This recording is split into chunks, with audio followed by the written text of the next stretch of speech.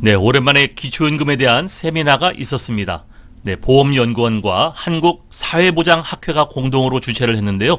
여기에서 기초연금은 70%의 40만 원을 정액으로 지급하면 어떻겠느냐, 네, 이런 주장이 나왔는데요.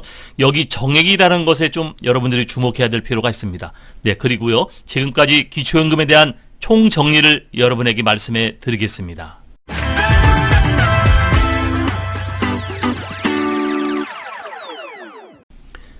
네, 어제였었죠. 보험연구원과 한국사회보장학회가 공동으로 세미나를 개최했는데요. 다층 노후소득 보장 체계를 이루어야 된다는 그런 이야기와 이 차등 기초연금을 좀 가져가면 어떻겠느냐, 네, 이런 이야기가 나왔는데요. 여기에서는요, 다층 노후소득 보장 체계로 기본적인 보장을 달성하자, 네, 이런 주장이 나왔습니다. 네, 한림대 교수가 주장을 했는데요. 이 다층 노후소득 보장 체계는 그동안 이야기가 많이 나왔었죠. 기초연금을 가장 기본으로 깔고 그 다음에 2층론이 국민연금, 3층이 퇴직연금, 네, 이런 다층 노후소득 보장 체계를 이야기하는데요. 이 미래의 노령 세대에는 연금이 중심 역할을 해야 된다라는 겁니다. 네, 석 교수는요, 노후에 적절한 소득을 보장할 수 있도록 소득 계층별로 차등화된 다층적인 노후소득 보장 방안을 검토를 할 필요가 있다, 네, 이렇게 정리를 했고요.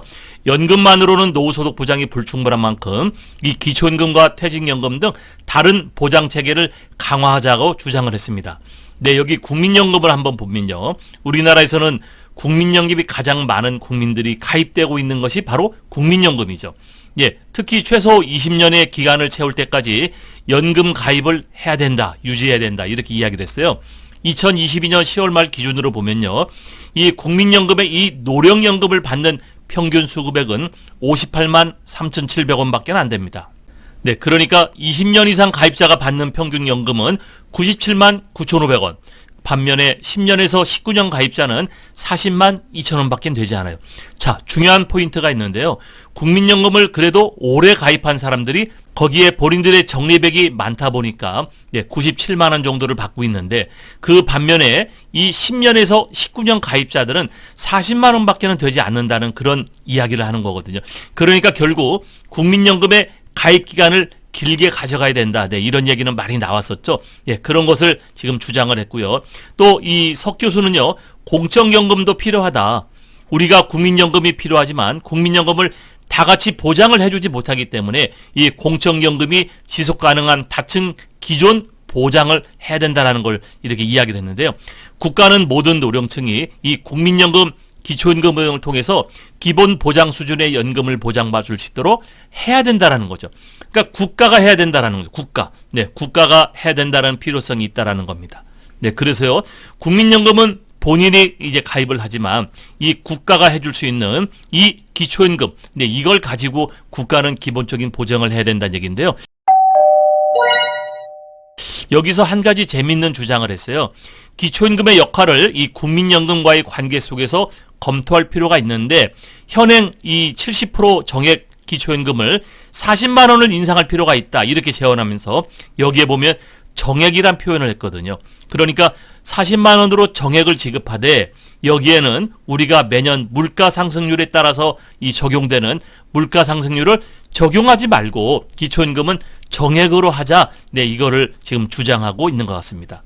네, 어쨌든요, 기초연금을 이 기본 보장으로 깔고 그 대신에 국민연금, 퇴직연금, 네, 이렇게 가자는 건데, 여기 기초연금을 현행 70%를 그냥 가자고 하면은 이 기초연금을 받지 못하는 30%에 대한 이야기가 지금 없거든요. 네, 이 30%는 국민연금을 기본적으로 가입을 하고 있는 분들이 많기 때문에 그런 분들은 국민연금을 조금 더 올려주자라는 주장을 하고 있습니다.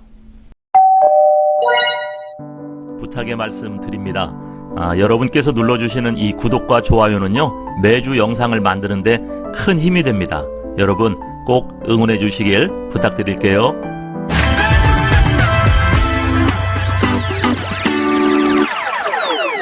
네, 그러면요, 오늘은 짧은 영상인데요, 기초연금과 관련된 그동안 추진사항들, 네, 어떻게 이야기가 되고 있나 한번 정리를 해봤는데요.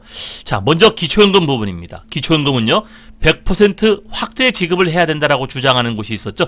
네, 민주당에서 기초연금 확대법의 법안을 현재 발의를 해놨는데 지금 우리가 국회에 연금개혁특별위원회가 있고 또 그 산하에 민간 자문위원회가 있기 때문에 잠시 스톱이 됐단 말이에요. 근데 어쨌든 기초연금 100% 확대 지급을 하자는 민주당의 안이 하나 있었고요. 두 번째는요, 기초연금을 100% 확대 지급을 하되 차등 지급을 하자는 그런 안이 있었죠. 네, 이것도 역시 민간 자문위원회 중에 몇 분이서 주장을 했는데 이거 민간 자문위원회에서 이런 나온 얘기니까 네, 100% 지급을 하되 차등 지급하는 것이 또 필요하다. 네, 이 이야기는 지금 재정 문제 때문에 조금 줄여보자라는 그런 걱정이 있어서 우리가 그렇다면은 100% 지급을 하되 차등하자. 네, 이런 이야기가 나왔고요. 세 번째는 기초연금 40%죠. 네, 극빈층에 우리가 집중 보장을 해주면 어떻겠느냐. 그 사람들에게는 적어도 50만 원 이상 줘야 된다는 이야기도 민간 자문위원회에서 나왔습니다. 네, 그렇기 때문에 확대 지급을 하느냐, 차등 지급을 하느냐, 40% 집중 보장을 하느냐. 네, 이 세 가지가 주요 이 기초연금에 대한 이야기가 될 것 같은데요. 이것이 합의되지 않으면 네, 70% 현행대로 그냥 갈 수밖에 없거든요. 네, 어쨌든 기초연금은 지금 이렇게 이야기가 되고 있고요. 자, 두 번째는 기초연금 연계제도인데요. 국민연금 연계감액제도, 우리가 그동안 많은 이야기를 했던 이 국민연금 연계감액제도는 폐지를 하자는 쪽에서 민간자문위원회가 국회에 건의를 했다고 말씀드렸었죠. 네, 좋은 의견이었습니다.